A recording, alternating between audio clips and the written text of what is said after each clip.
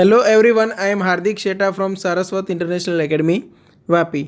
आज हम standard 12 subject physics chapter number 2 electrostatic potential and capacitance को आगे बढ़ाते हैं। तो लास्ट लेक्चर में हमने कैपेसिटर्स के बारे में पढ़ा, कैपेसिटेंस क्या है वो पता लगाया। उसके बाद what is the effect of dielectric on capacitors पढ़ा, spherical capacitance and parallel plate capacitor के लिए हमने फॉर्मूलाज डिराइव किए। अभी टॉपिक को आगे बढ़ाते हैं। तो आज हमें पढ़ना है कॉम्बिनेशन ऑफ कैपेसिटर्स, जिसमें दो है, capacitors in series and second one is capacitors in parallel. First है कैपेसिटर्स इन सीरीज, सेकेंड है कैपेसिटर्स इन पैरेलल। तो यहाँ पे मैंने सिर्फ दो कैपेसिटर को सीरीज में कनेक्ट किया हुआ है, ठीक है। और सप्लाई वोल्टेज मैंने यहाँ पे बैटरी की हेल्प से दे दिया है V। अब यहाँ पे चार्ज कैसे इंड्यूस होगा वो देखो। तो बैटरी की वजह से यहाँ की जो पॉजिटिव प्लेट है, बैटरी का जो पॉजिटिव टर्मिनल है, वो समझना कि पॉजिटिव चार्ज कहीं पे भी मूव नहीं होता, वो अपनी पोजीशन पे स्टेबल होता है। जो मूव हो रहा है वो कौन है? इलेक्ट्रॉन। तो ये प्लेट के ऊपर प्लस माइनस थे, समझो। मतलब प्लेट तो न्यूट्रल थी ना, मतलब positive negative charge equal amount में थे। उसमें से इलेक्ट्रॉन को खींच लेगा ये, समझो। इलेक्ट्रॉन है वो बैटरी में जाएंगे। अब इलेक्ट्रॉन चले गए, चलो अब इलेक्ट्रॉन चले गए तो ये प्लेट है वो, आप बोल सकते हो पॉजिटिवली चार्ज हुई। ये प्लेट जो है वो पॉजिटिवली चार्ज हुई, ठीक है ना। तो वैसे मैं यहाँ पे लिखा बता देता हूँ पॉजिटिव चार्ज। प्लेट के ऊपर पॉजिटिव चार्ज है, मतलब वहाँ से नेगेटिवली चार्ज्ड इलेक्ट्रॉन है वो निकल चुके हैं। यहाँ पे नेगेटिव टर्मिनल की हेल्प से यहाँ पे चार्ज जो जनरेट होने वाला है वो नेगेटिव चार्ज है। अब ये जो प्लेट्स है, एक प्लेट ये वाली और एक प्लेट ये वाली, पॉजिटिव एंड नेगेटिव। अब उनकी वजह से इलेक्ट्रिक फील्ड जो जनरेट होने वाला है उसकी डायरेक्शन ये रहेगी, ठीक है ना। Electric field generated by outer plates. तो फिर जो इतना पार्ट, ये पार्ट है वो इलेक्ट्रिकली आइसोलेटेड पार्ट है। देखो ये कहीं पे भी कनेक्टेड नहीं है, बैटरी के साथ कनेक्टेड नहीं है। अगर यहाँ पे कोई मीडियम होगा तो वो भी इंसुलेटिंग मीडियम होगा, डाइलेक्ट्रिक मीडियम होगा, ठीक है। मतलब इतना पार्ट आप बोल सकते हो इलेक्ट्रिकली आइसोलेटेड है, मतलब बाहर से ना तो चार्ज आ सकता है ना तो अंदर से चार्ज बाहर जा सकता है। मतलब यहाँ पे अगर इनिशियल चार्ज ज़ीरो है तो फाइनल चार्ज भी क्या रहेगा? ज़ीरो। मतलब यहाँ पे चार्ज ऐसे सेपरेट होंगे कि एक प्लेट के ऊपर चार्ज और दूसरी प्लेट के ऊपर चार्ज का अगर आप एडिशन करो तो टोटल चार्ज आपको मिलना चाहिए ज़ीरो। क्लियर? अब ये इलेक्ट्रिक फील्ड है राइट हैंड साइड। तो जो इलेक्ट्रॉन्स होंगे, जो यहाँ पे प्लस माइनस तो होंगे ही, यहाँ पे भी प्लस माइनस है ही। तो यहाँ पे जो इलेक्ट्रॉन्स है उनके ऊपर फोर्स लगेगा ये डायरेक्शन में, तो ये मूव होने वाले हैं। यहाँ पे जो इलेक्ट्रॉन्स है वो आगे मूव नहीं हो सकते क्योंकि इंसुलेटिंग मीडियम है। ये इलेक्ट्रॉन है, समझो। यहाँ पे जो इलेक्ट्रॉन्स है वो लेफ्ट हैंड साइड मूव हो सकते हैं क्योंकि हमने कंडक्टिंग वायर लगाया हुआ है। क्लियर? तो अभी समझो कि जो ये प्लेट है, यहाँ पे मैं बता रहा हूँ, ये प्लेट, वहाँ से इलेक्ट्रॉन ये वाली प्लेट पे आ जाएंगे due to external electric field. Okay, तो अभी यहाँ पे इलेक्ट्रॉन्स आना स्टार्ट हुए और जैसे जैसे यहाँ पे इलेक्ट्रॉन्स आएंगे वैसे वैसे यहाँ पे पॉजिटिव चार्ज जनरेट होना स्टार्ट करेगा। क्लियर? तो अगर मैं यहाँ पे बोलूँ प्लस क्यू चार्ज है तो यहाँ पे चार्ज रहेगा वो कौन सा रहेगा, माइनस क्यू। ओके, अब ये जो अंदर की प्लेट्स है जो इलेक्ट्रिकली आइसोलेटेड थी, वहाँ पे क्या होगा कि जैसे जैसे चार्ज आने लगे वैसे वैसे अंदर एक दूसरा इलेक्ट्रिक फील्ड जनरेट होने लगा, जो यहाँ पे जो पॉजिटिव यहाँ पे जो नेगेटिव है उनकी वजह से है। तो ये इलेक्ट्रिक फील्ड धीरे धीरे धीरे धीरे ग्रो करने लगा, ये इलेक्ट्रिक फील्ड धीरे धीरे धीरे धीरे ग्रो करने लगा। ये तब तक इलेक्ट्रॉन ट्रांसफ़र होते रहेंगे जब तक यहाँ पे जो इंड्यूस्ड इलेक्ट्रिक फील्ड है, यहाँ पे जो इंड्यूस्ड इलेक्ट्रिक फील्ड है वो ये बाहर की प्लेट की वजह से जो एक्सटर्नल फील्ड था उनके जितना ना हो जाए तब तक। मतलब यहाँ पे नेट इलेक्ट्रिक फील्ड लास्ट में क्या होने वाला है, ज़ीरो। मतलब transfer of electron from one plate to another plate रुक जाएगा। क्लियर। अब इसका मतलब क्या हुआ कि यहाँ पे बाहर जो चार्ज है वही चार्ज यहाँ पे होना चाहिए। मतलब यहाँ पे होगा माइनस क्यू और यहाँ पे होगा प्लस क्यू। कैपेसिटर का टोटल चार्ज ज़ीरो होगा, कैपेसिटर का टोटल चार्ज ज़ीरो होगा। एक प्लेट के ऊपर पॉजिटिव, दूसरी प्लेट के ऊपर नेगेटिव, तो कैपेसिटर के अंदर इलेक्ट्रिक फील्ड अभी जनरेट हो रहा है। ओके, चलो यहाँ तक क्लियर है। अभी आप समझ सकते हो कि जब भी कैपेसिटर्स को सीरीज में कनेक्ट किया जाए तो हर एक कैपेसिटर के ऊपर कोई भी एक प्लेट का चार्ज आप ले लो तो वो आपको सेम मिलेगा। Magnitude of charge on any one plate आपको सेम मिलेगा। मतलब कैपेसिटर को जब सीरीज में हम कनेक्ट करते हैं तब चार्ज है वो सेम रहेगा।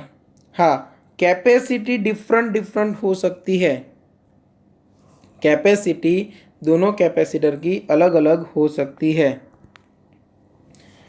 अब यहाँ पे जो टोटल चार्ज हो जनरेट हुआ है डिवाइड बाय आप टोटल वोल्टेज करो तो आपको रिजल्टेंट कैपेसिटेंस मिल सकता है। तो हमें यही तो फाइंड करना है, resultant capacitance for two capacitors in series. Clear. तो कैपेसिटर्स इन सीरीज के लिए आपको याद रखना है चार्ज है वो हर एक कैपेसिटर के ऊपर सेम रहेगा, पोटेंशियल डिफरेंट होगा क्योंकि कैपेसिटी डिफरेंट है। क्लियर। तो पोटेंशियल है वो डिफरेंट रहेगा। चलो, तो यहाँ पे मैं क्या करता हूँ, टोटल पोटेंशियल डिफरेंस या तो वोल्टेज ले लेते हैं।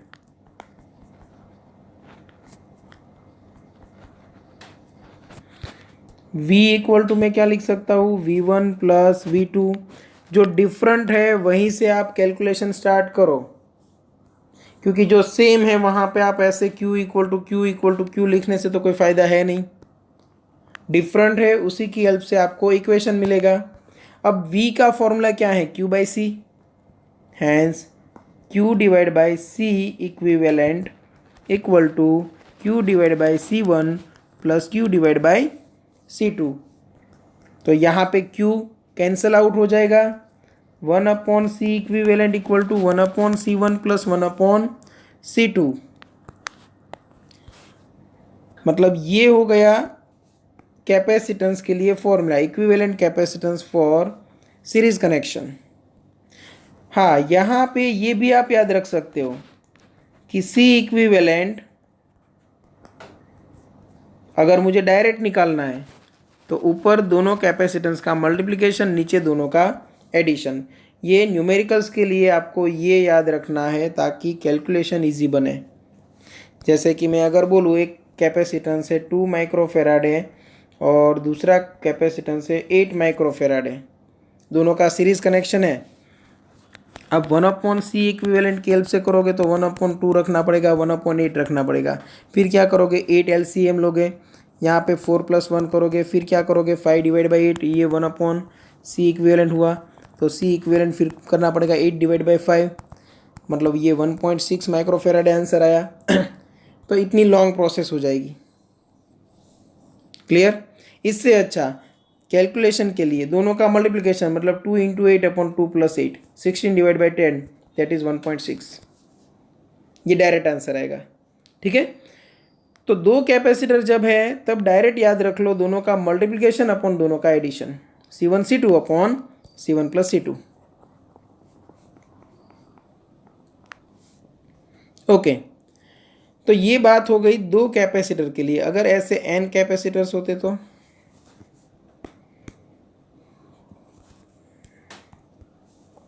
यहां पे लिखते हैं if there are n capacitors in series, तो फिर 1/c इक्विवेलेंट मिलता मुझे 1/c1 plus 1/c2 plus plus plus plus 1/cn। हाँ, ये भी अगर आप शॉर्टकट में याद रखना चाहो तो रख सकते हो, if there are n equal capacitors in series. चलो इक्वल कैपेसिटर्स है तो 1/c इक्विवेलेंट इक्वल टू मुझे क्या करना है, 1/c plus 1/c plus plus plus कितने टाइम्स करना है, n टाइम्स। तो इक्वल टू 1/c में कॉमन निकाल लूँ सब में से, तो 1 प्लस 1 प्लस 1 प्लस 1 प्लस 1 चलता ही रहेगा, कितने टाइम्स, n टाइम्स। अगर मैं बोलूँ 1 प्लस 1 तो 2 आएगा, 1 प्लस 1 प्लस 1 3 आएगा, 1 प्लस 1 प्लस ऐसे मैं 5 टाइम्स करूँ तो आंसर आएगा 5। अगर मैं 10 टाइम्स करूँ तो 10। वैसे ही यहाँ पे मैं अगर 1 plus 1 plus 1 plus 1 n times कर रहा हूँ तो n आंसर आएगा। मतलब ये आंसर आया n by C, C equivalent equal to n by C. Hence ये 1/c इक्विवेलेंट मिला ना, 1/c equivalent equal to n by C, then c equivalent equal to c divide by n। आप 10th standard में resistance के लिए ये सब पढ़ चुके हो।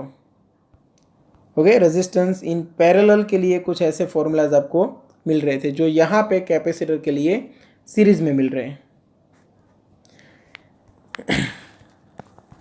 ओके,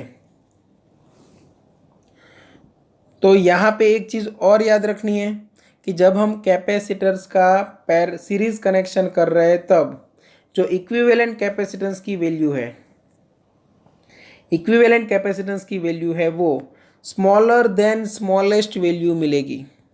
समझो, जैसे मैंने किया था 2 और 8 का सीरीज कैपेसिटेंस, तो यहाँ पे स्मॉलेस्ट वैल्यू कौन सी है, 2, और मुझे आंसर कौन सा मिला था, 1.6 माइक्रोफेराड है। तो ये वैल्यू क्या है, स्मॉलर देन स्मॉलेस्ट है। ठीक है, मतलब जब भी आपको कैपेसिटेंस डिक्रीज कराना है तब किसी और छोटे वैल्यू का कैपेसिटर आप सीरीज में लगा दोगे। चलो यहाँ तक क्लियर है। तो ये हो गया capacitors in series. Charge distribute कैसे होता है ये समझना है, और पोटेंशियल यहाँ पे कैसे डिवाइड होता है। तो यहाँ का पोटेंशियल आएगा V1, यहाँ का potential difference between two plate यहाँ पे रहेगा V2, और टोटल वोल्टेज है V। तो V इक्वल टू क्या रखोगे, V1 प्लस V2। फिर V की जगह पे Q बाई सी फॉर्मूला, तो दोनों तरफ लगा दो। यहाँ पे Q by C equivalent equal to Q by C1 plus Q by C2। तो 1/c equivalent equal to 1/c1 plus 1/c2। तो C equivalent equal to C1 C2 upon C1 plus C2। ये आपको मिल गया 2 कैपेसिटर्स के लिए। If there are n capacitors तो 1/c equivalent equal to 1/c1 plus 1/c2 plus plus plus plus 1/cn तक जाएगा। जितने भी कैपेसिटर्स है उनके लिए आप ये स्टेप आगे बढ़ा दो। Okay, if there are n equal capacitors in series, अगर इक्वल है तो 1/c प्लस 1/cn टाइम्स आएगा, मतलब n/c आएगा। c इक्विवेलेंट आपको मिलेगा c डिवाइड बाई n। चलो यहाँ तक ये सब क्लियर है। अभी second topic, capacitors in parallel. अब पैरेलल कॉम्बिनेशन में क्या होगा, जो हमने सीरीज में देखा था उससे उल्टा, यहाँ पे चार्ज है वो डिफरेंट मिलेगा और पोटेंशियल है वो सेम। ये तो आपको 10th स्टैंडर्ड से पता है कि पैरेलल में इलेक्ट्रिक पोटेंशियल सेम होता है। तो ये है पॉजिटिव प्लेट और ये है नेगेटिव प्लेट। पॉजिटिव प्लेट की वजह से पॉजिटिव चार्ज दोनों प्लेट पे जाएगा, यहाँ पे नेगेटिव चार्ज। ओके, तो मतलब ये C1 कैपेसिटर है, उसकी ये प्लेट से इलेक्ट्रॉन निकल गए मतलब ये पॉजिटिवली चार्ज हुई और यहाँ पे ये पॉजिटिवली चार्ज हुई। बट अभी दोनों सीरीज़ में नहीं है, मतलब क्या कि चार्ज का इक्वल होना कंपलसरी नहीं है। हाँ, कैपेसिटी अगर सेम है तो इक्वल हो सकता है। तो यहाँ पे आ गया नेगेटिव चार्ज। तो आपको बोलना पड़ेगा यहाँ पे चार्ज है Q1, यहाँ पे चार्ज है Q2। सेम वे यहाँ पे चार्ज है -Q1, यहाँ पे चार्ज है -Q2। क्लियर? यहाँ से एंटर होने वाला टोटल चार्ज कितना था? Q। उसमें से दो डिवीज़न हुए, Q1 प्लस Q2। मतलब आप यहाँ पे फॉर्मूला अप्लाई कर सकते हो, total charge drawn from battery में से निकलने वाला total charge Q equal to, आप बोल सकते हो Q1 प्लस Q2। अब Q का फॉर्मूला क्या है? CV। तो यहाँ पे C इक्विवेलेंट इंटू वी कर दो इक्वल टू, यहाँ पे आएगा C1 into V plus C2 into V. Potential तो सेम है, V कॉमन निकल के कैंसिल आउट हो जाएगा, तो आपको C इक्विवेलेंट मिल गया C1 plus C2। C equivalent आपको मिल गया C1 plus C2। Parallel combination के लिए डायरेक्ट आप एडिशन कर दो। यहाँ पे एक और चीज़, if there are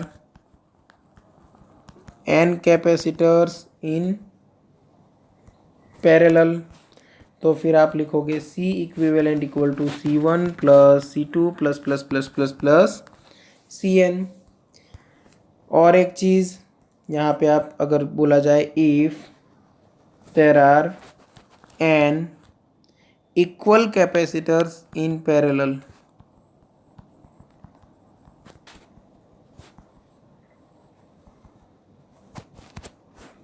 if there are n equal capacitors in parallel. चलो पैरेलल में होगा तो क्या होगा? तो फिर C equivalent equal to C plus C plus C plus plus plus कितने टाइम्स आएगा ये? n times. मतलब आप बोल सकते हो n इंटू C। तो अगर n कैपेसिटर पैरेलल में एक साथ है तो कैपेसिटी है वो n टाइम्स इंक्रीज हो जाएगी, यहाँ पे सीरीज कनेक्शन में उतनी ही n टाइम्स डिक्रीज हो जाएगी। क्लियर? चलो, ये हो गए series connection and parallel connection के लिए फॉर्मूलाज। ओके, अभी बात करते हैं capacitance of a capacitor partially filled with dielectric. ये आपको काम लगेगा न्यूमेरिकल्स में या तो कोई कॉम्पिटिटिव एग्जाम्स में। तो सपोज मेरे पास एक कैपेसिटर है जिसके ऊपर यहाँ पे पॉजिटिव चार्ज है, ये दो प्लेट है, ठीक है ना, और यहाँ पे नेगेटिव चार्ज है।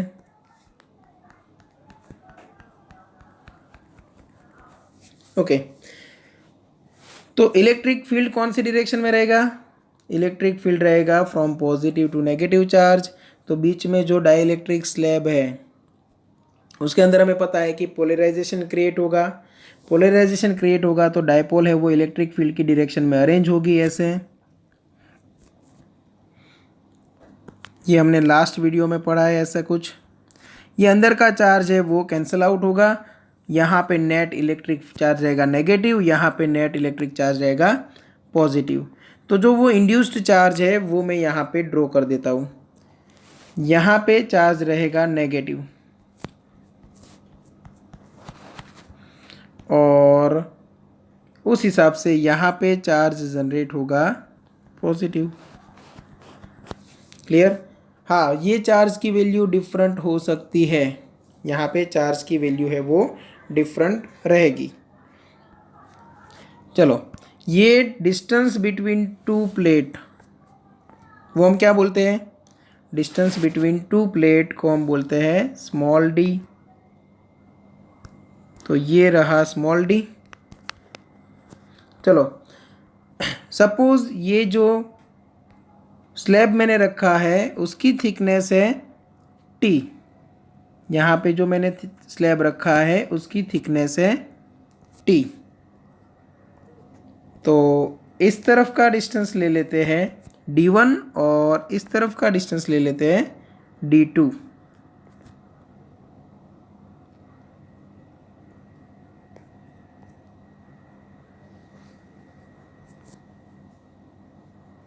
ओके, तो ये डिस्टेंस है d1, ये डिस्टेंस है d2। यहाँ पे इलेक्ट्रिक फील्ड E0 है ही, समझो। अभी इलेक्ट्रिक फील्ड हम दिखाते हैं तो इलेक्ट्रिक फील्ड समझना कैसे जनरेट होता है। यहाँ पे जो इलेक्ट्रिक फील्ड है उसकी डायरेक्शन ये रहेगी, कौन सा है, E0।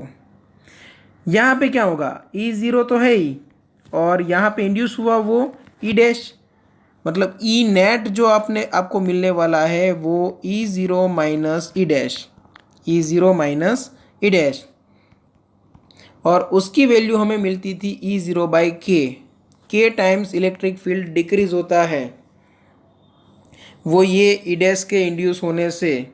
मतलब यहाँ पे inside the dielectric slab electric field है वो उसी डायरेक्शन में नेट इलेक्ट्रिक फील्ड मिलेगा क्योंकि E0 की वैल्यू ज़्यादा रहेगी, बट बाहर का जो इलेक्ट्रिक फील्ड है उससे यहाँ पे के टाइम्स आपको डिक्रीज्ड इलेक्ट्रिक फील्ड मिलेगा, और यहाँ पे वापस इलेक्ट्रिक फील्ड आपको मिलने वाला है E0। अब यहाँ पे ये क्वेश्चन नहीं होना चाहिए कि सर यहाँ पे पॉजिटिव है यहाँ पे नेगेटिव है, इलेक्ट्रिक फील्ड ये डायरेक्शन में होना चाहिए। बिल्कुल ये डायरेक्शन में इलेक्ट्रिक फील्ड है, बट बाहर का इलेक्ट्रिक फील्ड भी वहाँ पे इफेक्ट कर रहा है, और इन दोनों का रिजल्टेंट इलेक्ट्रिक फील्ड आपको यहाँ पे राइट हैंड साइड मिलेगा। क्लियर? तो इलेक्ट्रिक फील्ड हमें पता चल गया। अभी पोटेंशियल की बात करते हैं, डेरिवेशन हम फटाफट कर लेते हैं। यहाँ पे इलेक्ट्रिक पोटेंशियल, तो हम लिखते हैं potential difference between two plate, potential difference between two plates. तो मैं V इक्वल टू मैं लिख देता हूँ V1 plus V2 plus V3। यहाँ पे देखो आपको तीन डिवीज़न नज़र आ रहे हैं, ये 1, ये 2 और ये 3। तो मैंने लिख दिया V1 plus V2 plus V3। चलो V equal to E D formula, तो यहाँ पे ई नॉट इंटू क्या करना पड़ेगा, D1। तो यहाँ पे हुआ ई not into D1 plus V2 की जगह पे ई नॉट बाई के इंटू डिस्टेंस क्या रहेगा T, तो ई नॉट बाई के into distance T plus V3 की जगह पे ई नॉट इंटू D2।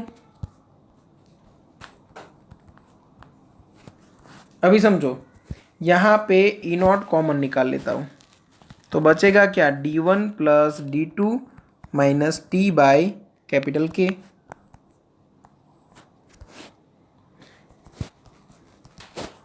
अब D1 प्लस D2 की जगह पे क्या लिख सकता हूँ, समझो, D1 plus D2 plus T करूँ, समझना, D1 plus D2 plus T करूँ तो मुझे टोटल डिस्टेंस D मिलेगा।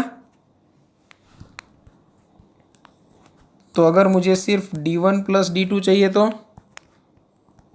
तो मुझे D माइनस T मिलेगा। चलो ये बात समझ में आ गई होगी। अगर मुझे D1 प्लस D2 चाहिए तो फिर मुझे मिलने वाला है D माइनस T। आप यही चीज़ डायग्राम की हेल्प से भी समझ सकते हो। देखो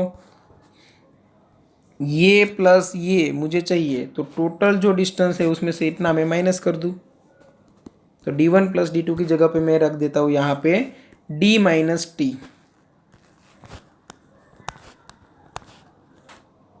ओके, यहाँ पे सॉरी ये प्लस आएगा, डायरेक्शन सेम है, तो D माइनस T और यहाँ पे प्लस T बाई के, यहाँ पे प्लस T बाई के। यहाँ पे पॉजिटिव क्यों आया, क्योंकि अभी भी नेट इलेक्ट्रिक फील्ड की डायरेक्शन तो वही है। ओके, अब ई नॉट की जगह पे हम चेंज करते हैं। यहाँ पे ई नॉट था ना, वहाँ पे मैं कर देता हूँ सिग्मा अपॉन एप्सिलॉन नॉट। चलेगा, बिल्कुल चलेगा। इलेक्ट्रिक फील्ड का फॉर्मूला हमें पता है, बिटवीन टू प्लेट। एक प्लेट की वजह से होता है sigma upon 2 epsilon naught, but दो प्लेट की वजह से हो जाता है सिग्मा अपॉन एप्सिलॉन नॉट। तो V equal to Q by A रहेगा और यहाँ पे एप्सिलॉन नॉट, अंदर रहेगा D minus T plus T by K. मुझे चाहिए Q बाई वी ताकि मुझे कैपेसिटेंस मिल सके। तो Q बाई वी मैंने किया तो मेरा आंसर आया epsilon naught A divide by D minus T plus T by के। मतलब कैपेसिटेंस C का formula epsilon naught A divide by D minus T plus T by के। बस अभी यहाँ पे ये चीज़ समझना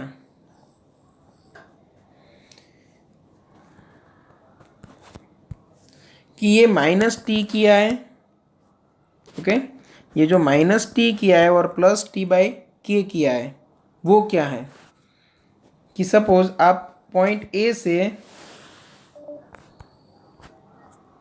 पॉइंट बी तक पहुंचते हो, तब तक का डिस्टेंस है 100 मीटर।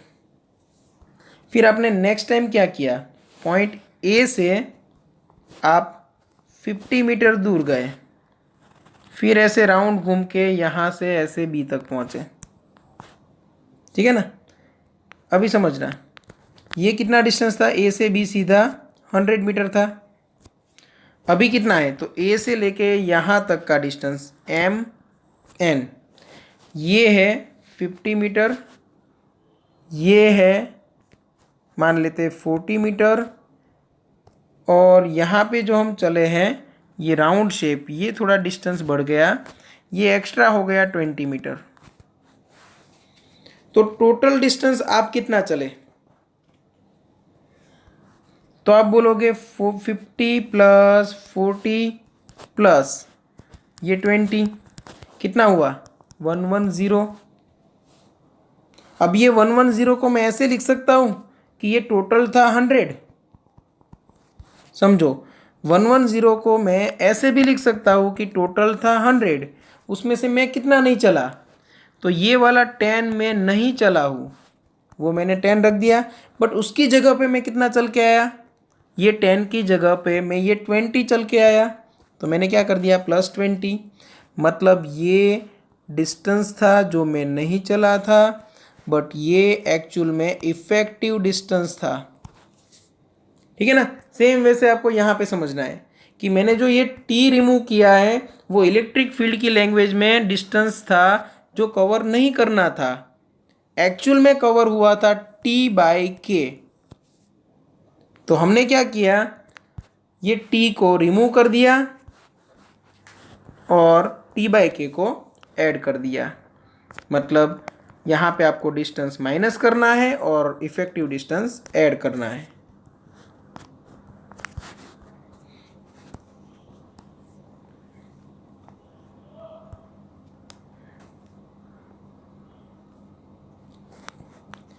अभी कुछ स्पेशल केसेस देख लेते हैं।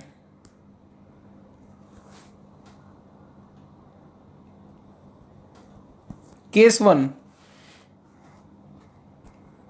if more than one dielectric slab, if more than one dielectric slabs are placed between two plates, तो फिर सिंपल कैपेसिटेंस का फॉर्मूला बन जाएगा epsilon naught A divide by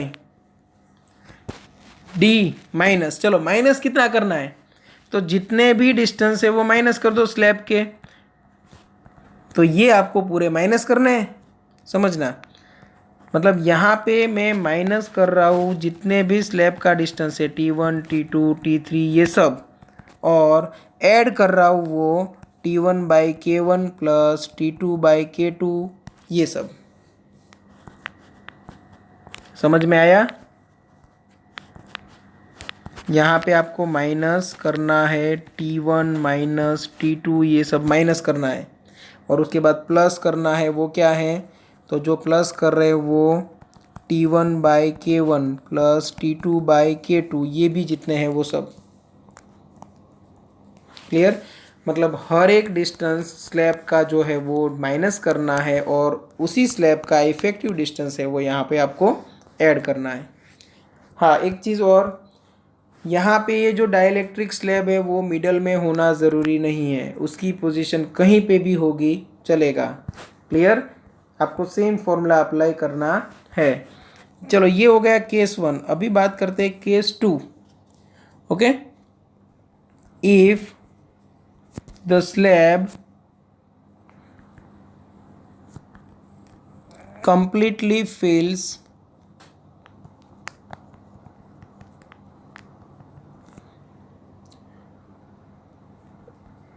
the space between two plates। Okay, अब slab की वजह से जो दो प्लेट के बीच में जितनी भी स्पेस है वो पूरी भर गई, तो फिर वो टी और डी सेम हो गए। तो फिर कैपेसिटेंस का फॉर्मूला क्या रहा? Epsilon naught A divide by D minus T plus T by के में ये दोनों देखो सेम हो गए, तो ये कम कैंसिल आउट हो गए और टी की जगह पे आप क्या रख दोगे? डी। मतलब यहाँ पे जो फॉर्मूला है उसमें क्या चेंज आया? तो D minus D plus D by के, क्योंकि टी की जगह पे आप डी रख सकते हो और ये दोनों इक्वल है, डी डी कैंसिल हो गए, के ऊपर चला गया, तो के into epsilon naught A divide by D. तो ये तो हमें पहले से पता था, क्योंकि अगर कैपेसिटर के अंदर कोई डाइलेक्ट्रिक मटेरियल इंट्रोड्यूस कराए तो फिर कैपेसिटी के टाइम्स इंक्रीज होती है। ये हो गई के टाइम्स इंक्रीज। क्लियर? अभी केस 3 पढ़ते हैं। अब केस 3 में क्या है कि अगर हम दो प्लेट के बीच में कोई कंडक्टर रख दे, ओके, तो यहां पे लिखना है if a conducting slab is placed between two plate. अब स्लैब है, उसकी थिकनेस रखते हैं टी, तो फिर C इक्वल टू आएगा epsilon naught A divide by D minus T plus T by के। अब कंडक्टिंग स्लैब है, कंडक्टिंग स्लैब के लिए डाइलेक्ट्रिक कांस्टेंट होता है इनफाइनाइट। अब वो यहाँ पे रख दो, तो d माइनस टी प्लस यहाँ पे t डिवाइड बाई क्या आ जाएगी? इनफाइनाइट, जो कि हो गया 0।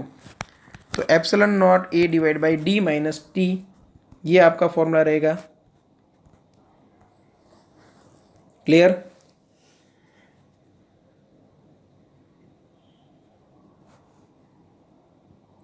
अगर पूरा आप मेटल से ही भर दो, तो दोनों प्लेट को डायरेक्ट मेटल से ही भर दो,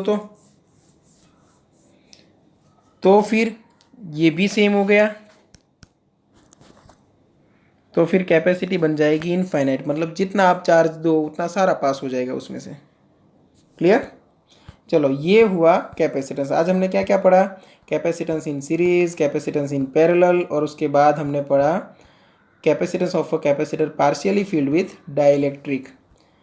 उसके लिए फॉर्मूला डिराइव किया, C equal to epsilon naught A divide by D minus T plus T by K, और 3 केसेस हमने पढ़े। ठीक है, तो यहाँ तक रखते हैं और ये सब आप रिटर्न प्रैक्टिस करो और एक बार चेक करो कि ये जितने भी कंसेप्ट है वो आपको आते हैं कि नहीं। अगर कोई डाउट है तो आप कांटेक्ट कर सकते हो। Thank you.